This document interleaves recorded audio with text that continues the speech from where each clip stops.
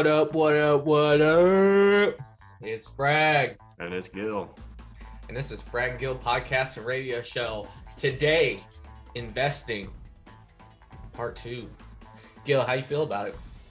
Oh, let's get after it. This is what, episode, 9, 10? This is 11. 11. Oh, okay. This is You're doing 11. too good keeping up, huh? Yeah. Hey, this is like down with month 1. Yeah. We're doing our best to keep up with the video load. I mean, it's definitely difficult with just us two, but hey, we're grinding. We're getting you guys the information that you need, you know? There's just so much other shit going on too. I got work all the time, you're at school all the time, doing all that mess, so get it when we can. Absolutely. So today we're showing you guys two relatively basic topics when it comes to investing. My favorite part of investing, which is precious metals. I'm thinking Gill's almost there too. I mean, what'd you say? Yeah, we're turning into pirates over here after the shiny stuff, you know. So, and then we're going to transition into market timing and explain to y'all what market timing is and how it can be detrimental to you as an investor. All right, Gill, are you ready? Let's go for it. All right, let's send it.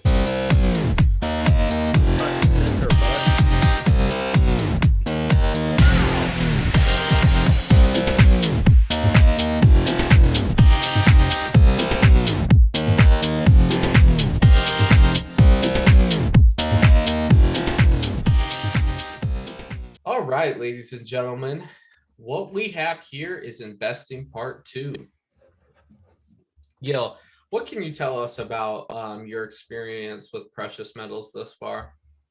So far it ain't been bad. So just keep buying a little bit at a time. Hopefully that price will start going up. Well, hopefully it don't and buy more, but maybe that price will go up.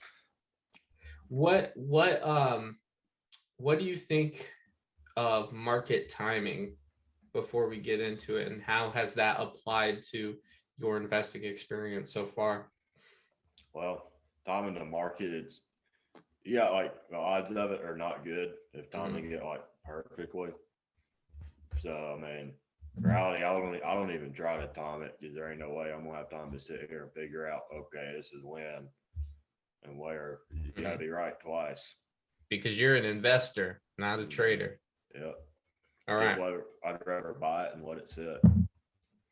Heck yeah. All right. So let's get into precious metals. Our first precious metal today is silver. So silver is atomic number 47, as you can see here. The symbol is known as Ag. Silver is the most reflective of all metals. For example, right here is a bar of silver, and if you can see Gill's and I's face. You can almost even read silver, right? All right. So moving on. In the Middle Ages, a pound of currency was literally a pound of silver. This is where the British pound really got its name, is because it was based on a pound of silver. In the United States, in the beginning of the United States, our notes were pretty much silver notes. They were backed by silver. Just think about all the silver floating around back in the Middle Ages, people using it. Before 1964. Yeah, even then. All of our coins were 90% silver. Mm-hmm. And that's another kind of silver you can invest in. It's called junk silver. Yeah, you can buy a whole bag full of that. Is it what, 30-pound bags? Is that what they are? It's whatever, so you buy it by face value. So you can get like $1,000 worth of coins. Mm-hmm. And it's you buy it by silver spot price and whatever's in there. So let's say from 71.25% for the $50 to before 1964, you were looking at around 90% Yeah. for silver. So a $1,000 worth of silver, basically. Yeah. All right. So what you're looking at. So why should you hold silver? Gil holds silver. I hold silver. It's beautiful, ladies and gentlemen. This is a 10-ounce bar. I mean, you can see your reflection in it. This right here is American. This is the most popular coin on earth. Better wipe your fingerprints off those things when you're done. Oh yeah. The American Silver Eagle. They're beautiful. So the industrial use and technology. Gil, can you go into what silver may be used for? You can do everything from it's gonna be in your solar panels, your wiring, and like your phones and whatnot. You can like you ever brazed copper tubing before? No. So you can use the little filler wire. Mm-hmm. A lot of those have a lot of silver in them. And batteries, you name it, anything kind of like that's probably got it in there. Right. So the average electrical vehicle has roughly 2 ounces of silver in it. Mm-hmm. And then it's cheap. And that's why they want it cheap. Exactly. Relative to other precious metals. Yeah. It is the cheapest and most abundant of the precious metals. All right, platinum. So as you can see right here, we have a Austrian Philharmonic platinum coin. As of right now, platinum's looking at around $1,300 an ounce. So this one coin is worth $1,300. Later on in the video, once we finish the presentation, I'll show you the differences between the 1 ounce platinum and the 1 ounce silver. So platinum is atomic number 78, as you can see here. Symbol PT, as it can be found on the periodic table. 1 cubic foot, 12 inches by 12 inches by 12 inches, weighs more than 1,300 pounds. So now would be a good time for that little example with your coins. Oh, absolutely. Yeah. So if I can blow this up. Yeah. So right here is, as you can see, the density difference. The one on the left, the thinner one, is the platinum. And you can see that it's significantly smaller than the silver. All right. All right, so it's extremely rare. Platinum is mined 14 times less than gold. And it's 14 times less abundant on Earth than gold is. But, Gil, where can we find a lot of platinum? On the moon. SpaceX. Let me go get some platinum. Oh, yeah. All right, so to produce 1 ounce of platinum, you need to refine 10 tons of material. So that is just insane. 20,000 pounds of dirt, rock, sand, mud, water. Yeah, whatever they got to pull out to get that 1 ounce. Yeah, that's insane. Because platinum exists in its pure native form, nuggets and what have you, it has been known to mankind for a very long time, and there's evidence of pre-Columbian natives, so the Aztecs, the Inca, have had platinum. The only thing about platinum is they may have had the nuggets and whatnot, but the melting point of platinum is over 2,000 degrees. Oh yeah, I'd believe it for as dense as it is. Mm-hmm. And that's what makes it so hard to refine and stamp, is because it's so hard, such a hard metal. So why should you own platinum? It's cheaper than gold usually. So gold right now is trading 1800, like between 1820 and 1800. Platinum right now, even though there's 14 times less platinum on Earth and in supply, it is still cheaper, roughly about $1,300. If you're looking at buying platinum would be a good investment at the time right now because it is so undervalued.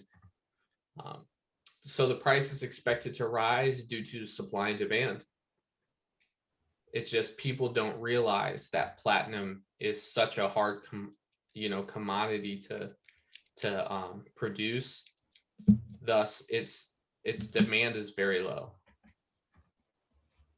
And then diversification. So let's say that you have 100 ounces of silver, but you don't have any other metals than silver, then all your precious metal, all the value of your precious metal is dependent on the price of silver and the market for silver. Diversifying into platinum gives you a little bit of a left hook to your right in the precious metal department. Moving on, everybody's favorite, the world undisputed champion of precious metals. Yeah, everybody loves them some gold. Everybody loves them. I love some gold. So atomic number 79. Symbol is AU. The AU derives from the Latin word for gold, which was aurorum. It is the only metal that is yellow. You know, it's kind of funny to sit here and think, it's like, what other metals have color? Well, you know one. Which one? Copper. Oh yeah, copper. Yeah, copper's that brown copper color, Yeah, I guess. like that brown red. Mm-hmm.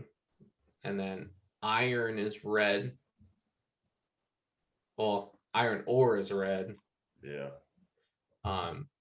But yep, gold is the only yellow. It's the yellow metal. Almost all gold came from meteorite bombardments over 200 million years ago. I thought this was absolutely fascinating. You know it? Yeah. Probably a bunch of meteors floating around in space full of gold is waiting. Oh yeah, absolutely. Hey, SpaceX, once again, borrow a spaceship. Let me go get up there and get some of that gold. All right, so highly purified metallic gold is odorless and tasteless. This makes sense because the metal is basically non-reactive. Gold is so malleable that it can be stretched out to like a mile long if it wanted to. And it can even be woven into clothes and stuff. It is so soft and malleable and can stretch so far. All right. So to continue on, isn't that pretty, man? Woo. Yeah, let me hold one of those. Let me hold about 15 of those, boy. Yeah. You never see me again. Right. I'm sorry, ladies and gentlemen, but the podcast would be over. Yeah. Anyways, gone. So, why you should own gold? So, if currency loses value, back in 1971, Richard Nixon took the U.S. dollar off the gold standard. All other currencies in the world are backed by the dollar. The dollar is no longer backed by gold. Thus, it means that gold is kind of in limbo right now. We don't really know what's going to happen. Gil, what's some of the information that you've heard when it comes to the gold and gold market? Where to start? Man, you hear all sorts of different stuff. I mean, we get into it all day long. Just give me an example, though. Oh, I'm having a brain fart. You never even heard it. So I know Robert Kiyosaki, he calls it what's it call it? God's money. Oh yeah, God's money. Mm-hmm. And he's been stacking it for years and years. What, the 50s or 60s or something like the that? 60s. He was stacking it when he was in Vietnam, flying planes and stuff. Continuing on, gold is a hedge against a crisis. So if you are a post-apocalyptic person that enjoys post-apocalyptic things, gold may be one of the currencies that is used once the US dollar crashes, because the crash of the US dollar is basically inevitable at this point. Yeah. Every great nation has fallen. The British pound, the Dutch, the Spanish, the Romans, the Bronze Age collapse. America will fall. So the use for trade during economic collapse, as we just stated, and for commodity speculation. So what does that mean is that depending on, let's say that you have an ounce of gold, you bought it in 1972 for $35 an ounce, and you want to sell it to go on you want to sell one of your ounces to go on a vacation to Aruba. I mean, you're going to get no less than $1,800. Oh yeah, that's pretty good for a $35 investment, huh? All right. So precious metals, why you shouldn't own precious metals? So looking into them, storage. So you need to store them somewhere. If you're storing them in a Swiss vault, let's say you got 10 ounces of, or 10 kilos of gold, a couple kilos of palladium, a couple kilos of rhodium, about 50 kilos of silver. Where are you going to put all that? You need to store it. Yep. Gold has no dividends. So, Gil, what's a dividend? Pretty much, say you got $100 sitting somewhere. It's gonna be, and let's say they pay out a small portion of it, you're gonna get $1, and you'll have $101. Just a little payouts of money. There you go. You don't get paid to own gold or silver or any other precious metal for that matter.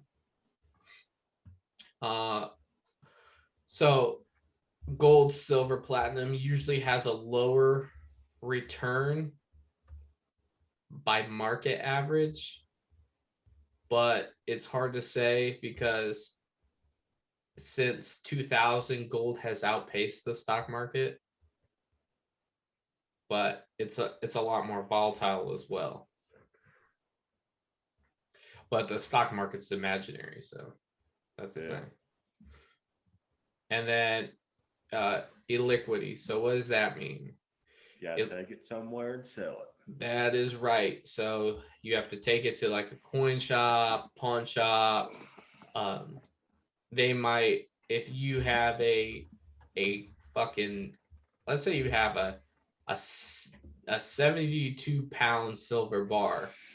If you don't have the paperwork for that bar, the people who are buying it from you are going to want to have to test it and refine it down and then pay you the price of what they refined it out to be. And they're probably going to make you pay for all that too.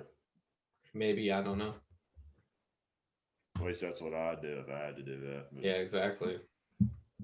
Okay, so transitioning from precious metals, we're going to get into the stock market. The stock market is its own beast in itself.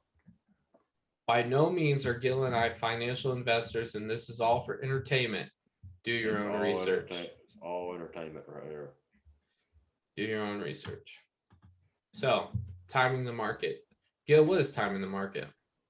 Pretty much trying to put either buy or sell good chunks of money at the right time in the market. So hopefully that way your intention is to get the most return out of it. Exactly. And what that's called is it's called asset allocation. So, Gil, does history favor the market timing investor? Absolutely not. Because like your chances are what, one in like a quadrillion or something. You got better luck playing the lottery than time in the market. Absolutely. So should you you should avoid this investment strategy. You can short the market, you can do options, you can do all kinds of other things. But if your sole strategy is to try to time the market, then you got to have immense amounts of inside information. Yeah, you gotta have a lot of information to time it right. So FOMO, what is FOMO, Gil? It's fear of missing out. It's like, man, the stock market's going up. I didn't put a bunch of money in it right now, and it's in and it goes down. Exactly. So, for example, if you were one of those fellas that bought Tesla at $800 and then it went up to $900, and now it's sitting at what, 700 and something now? Echo, what's the price of Tesla stock? As of 12:32 p.m. Eastern, Tesla traded at $735 and 73 cents on the Nasdaq, up 5.28% since previous close. So it's rebounding, but still, it was down to 690 some. At that point, you either got to let it sit or eat your loss. Exactly. And greed. I mean, fear of missing out and greed is go hand in hand, you know. What was it that old Warren Buffett said? You said what? What was it that old Warren Buffett said? Oh, about greed? Yeah. He said something along the lines of be fearful when people are greedy and be greedy when they're fearful. Yep. There you go. So, market timing. Gil, you've spent a lot more time in the market than I have. And Warren Buffett has spent a lot more time in the market than our combined ages. Probably longer than we've been alive combined. Exactly. Like, so, timing the market is like picking a perfect March Madness bracket. Not happening. It's not happening. Warren Buffett has $1 million prize for whoever can pick a perfect March Madness bracket. And it's never been done. And he doesn't even pay anybody to play. Yeah. And that's crazy.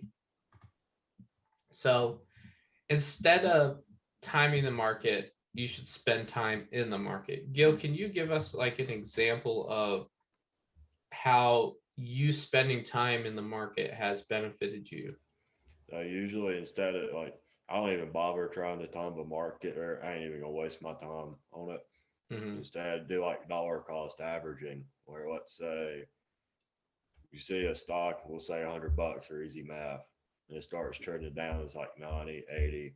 So you start buy a little bit at 90, and that's it comes down to 80, buy a little bit more at 80, and you won't come back. So it's going down to 70.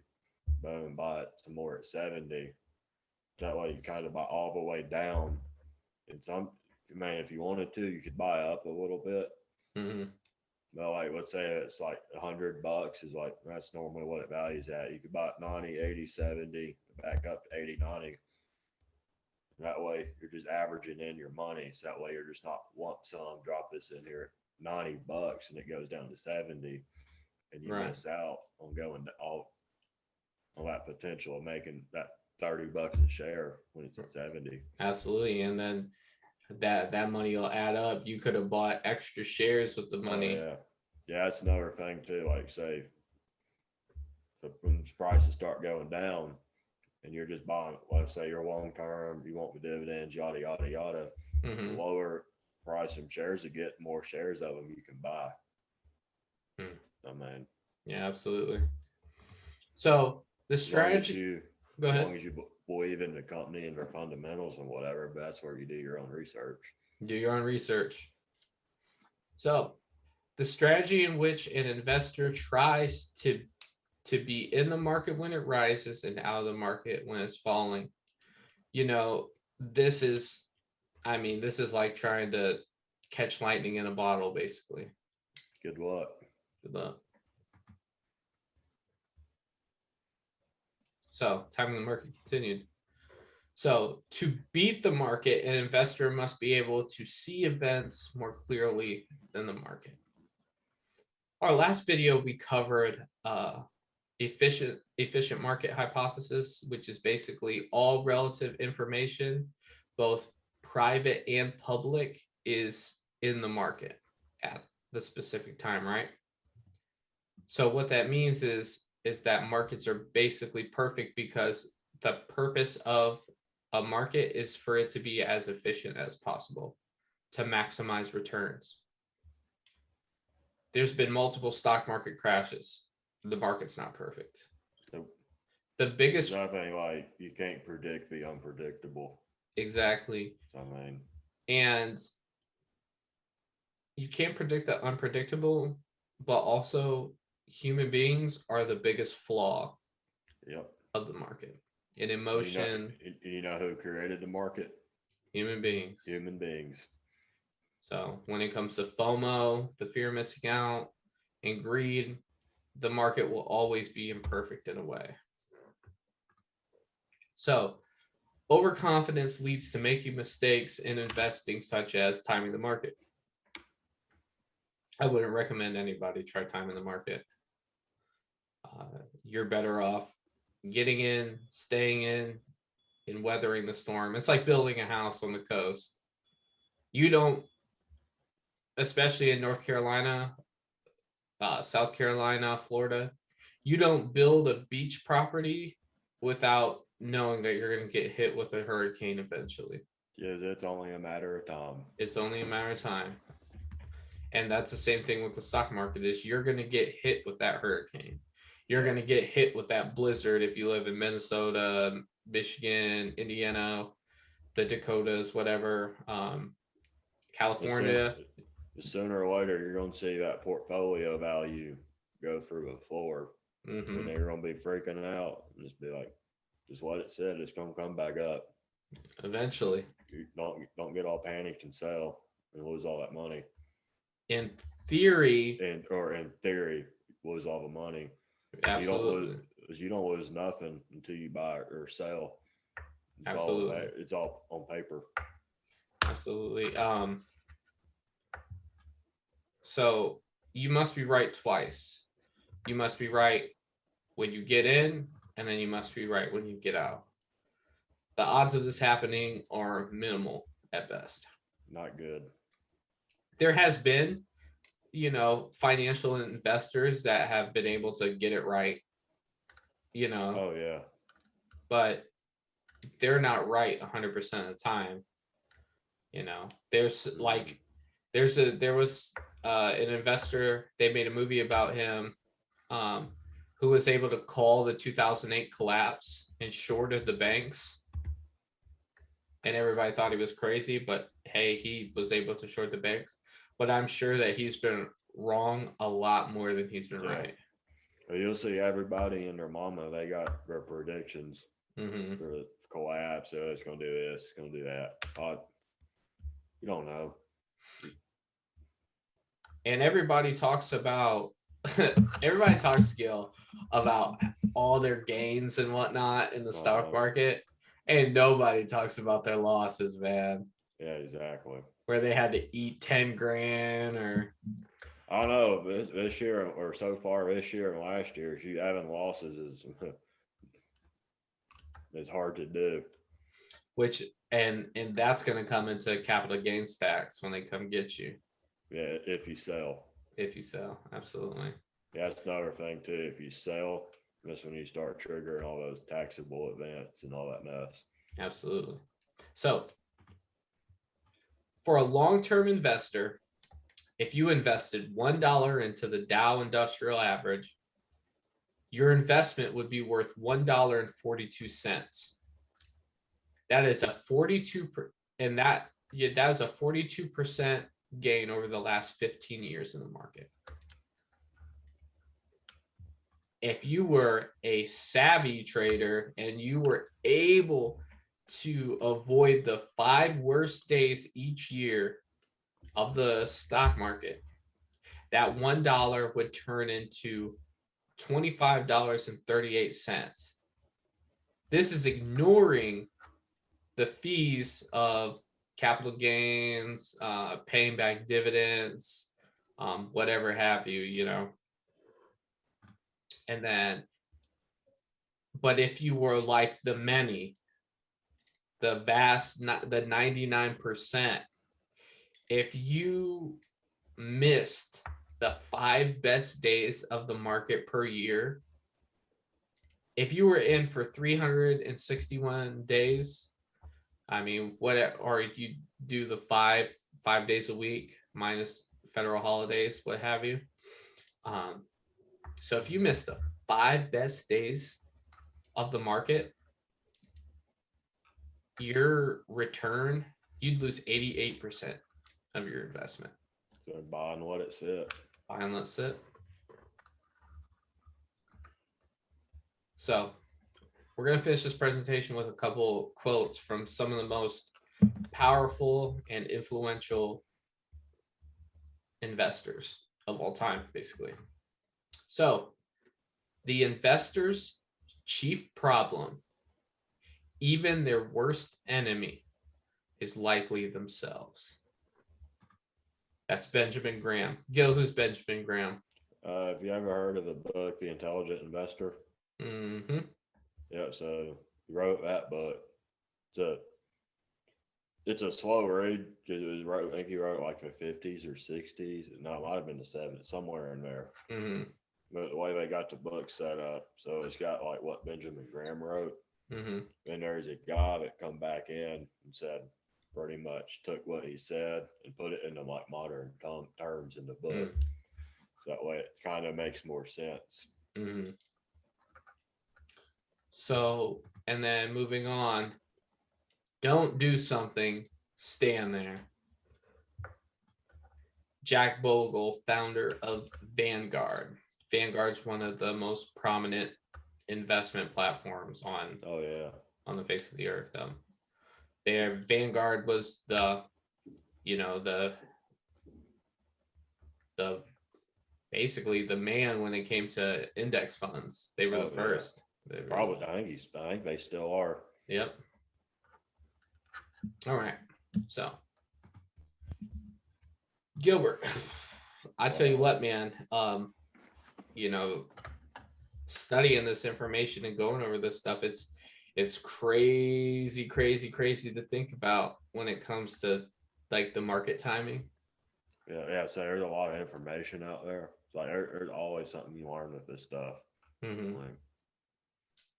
I mean, honestly, the best, like, it almost makes you fear getting into the market, you know? Mm-hmm. But if you're able to get into the market and stay in and just let it do its thing, you'd be better off. Yeah, you just buy it what it said and be all right. I mean, how many times have you looked at the market in your investments and just like almost threw up? Not yet. Not yet. Not even in March 2020. Mm-mm. But I you seen that. I saw that as a buying opportunity. Mm-hmm. And things coming down. I'm like, yes, buy. All right, let's wait a day. Let's buy some more. How much money did you think you had in at that time before the crash in March? Oh, you think? I'd probably say 10 to 15. Mm-hmm. I had a lot piled up waiting, Right. just sitting there. So And you have some decent returns now too, yes. don't you? Mm-hmm. Some It's decent like you returns. see all them people that sold off in March. It's just like, bro, you missed out on all this. See, I entered the market, you know, I'm entering the market at all-time highs. Yeah. The only thing that's really not at all-time highs for me is commodities. Yeah. So the silvers, the golds, the platinums. I mean, Yeah, it's hard for me to like want to even buy anything right now, just because it's just like, bro. it's like So, it's at the peak. yeah. It's almost like it's at the peak due to like inflation. Mm-hmm. So the value of it compared to the dollar, but the dollar's losing such value. Mm-hmm. So it takes more like, dollars. It's doing this is what it's doing. Mm-hmm. And I think that the stock market's really outgrowing the dollar, you know, mm-hmm. which is scary in itself. Yeah, I think it's like if that's happening, that's gonna make, if it ever crashes, it's gonna make it so much worse. Mm-hmm. And I thought if it does crash, I think it's gonna get ugly. You think so? With ugly. What do you mean by that? Like people starving to death? Probably not that bad. I'm talking like just how far it's come down to get back within a decent valuation. Mm. Do you see a market reset happening, or like the dollar reset? It's hard to say.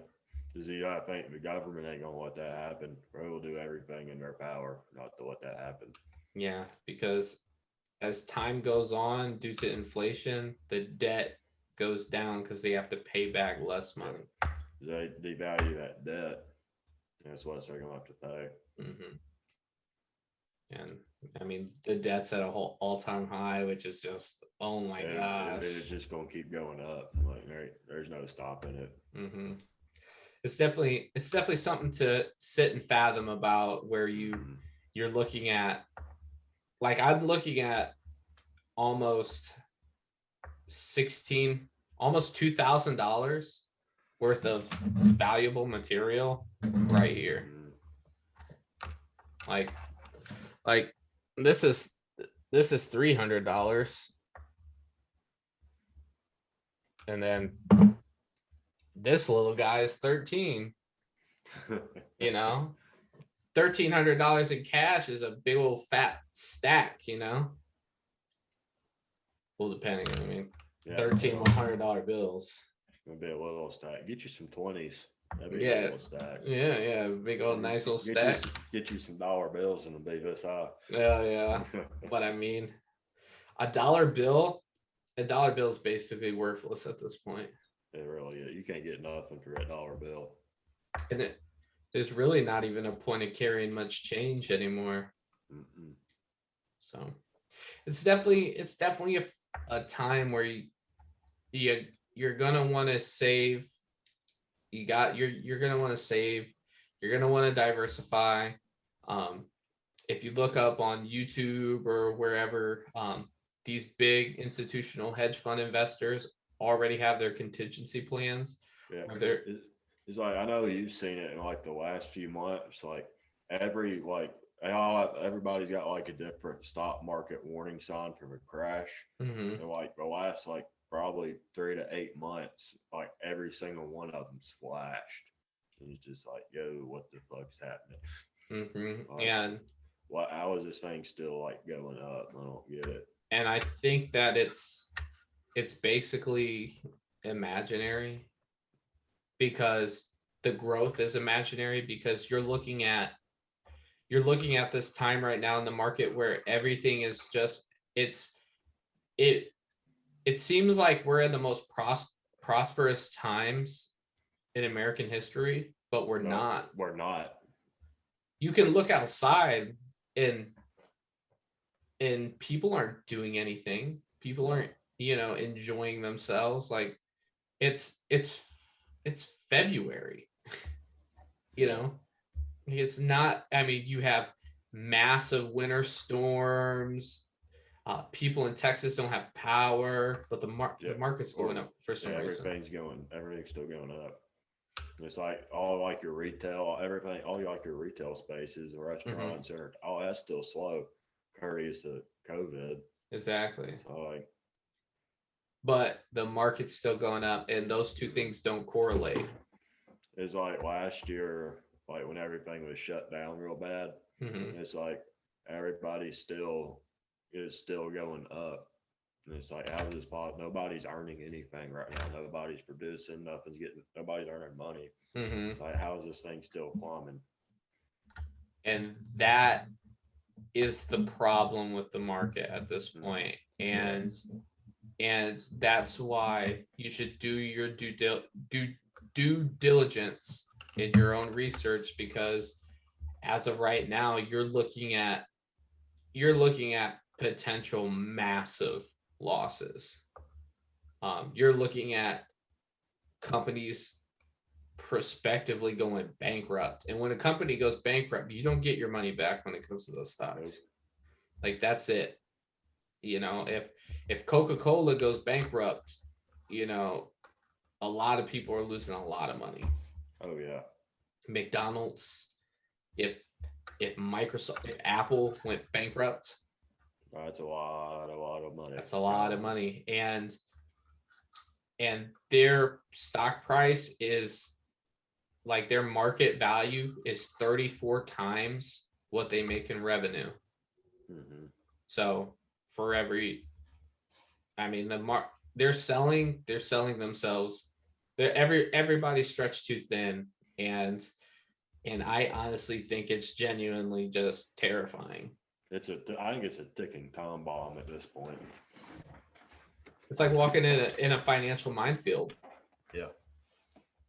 And the more research we do, the more it's just like, good. So what do you think your best investment strategy is in the time of the collapse? What are you going to do? Well, hopefully I have a good chunk of change sitting on the sidelines for the stock market. See what happens with that. I don't know what it's going to do. If it crashes, okay, what companies like, it's where it comes back down and looking into your fundamentals of a company, and you believe in the company that, all right, they're not going anywhere. So if the price comes down, we'll buy some more. If you're on like some like penny stocks or something, you might be in a little bit of trouble, depending on like your fundamentals and stuff, and pretty much your business plan, pretty much. So do you believe that your gold and silver assets will help you in a time of crisis? I'm sure it'll come in handy. We'll see though. It's definitely a very interesting time. Yeah. If anything's going to help me, it's going to be ammunition. I swear that's turning into a commodity. You seen the prices of that mess. Oh man, it's going to be worth barter. Yeah, exactly. Talking $1.35 ish around. I've seen anything from like $1.20 to $1.40 for 5.56. I bought all mine at 30 cents. Isn't that crazy? Yeah. That's insane. If not less than 30 cents. You remember all that ammo we used to shoot in the Marine Corps? Like it wasn't nothing. Yes. Ammo cans, just busting them open. Doing a 10,000 round ammo dump like it's freaking cool. I'd love to have that 10,000 rounds sitting in a pallet, just waiting. I played enough video games to know ammo is God. Resupply point here. All right, Gilbert. Well, I think we covered what we needed to cover today. Oh yeah, we did. We got a little sidetrack here at the end, but hey, it's still some good information out there. Absolutely. That's the point of the podcast, though. Yeah. We just get our opinions out there, what things happening, see what people got to say. All right. Well, I'm Frag. And I'm Gill. And this has been the Frag Podcast. This has been the Frag and Gill podcast and radio show. Deuces. Deuces.